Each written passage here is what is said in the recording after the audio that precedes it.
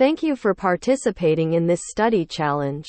Here's a question from the USABO Semifinal exam June 24, 2020. Please drop a like, comment, share this out, and subscribe as we continue to do USABO together. Click the link below if you are looking for biology help. Let big R be the long repeat. Let little r be the short repeat. Let big G be the dominant syndrome allele. Let little g be the recessive syndrome allele. The mother's genotype is big R, little g, big R, big G.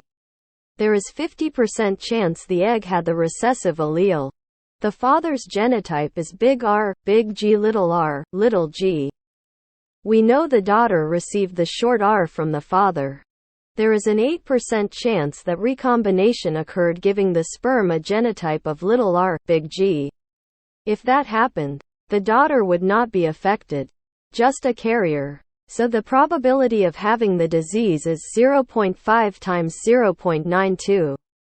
0.92 is 1 minus 0.08. Thank you for participating in this study challenge.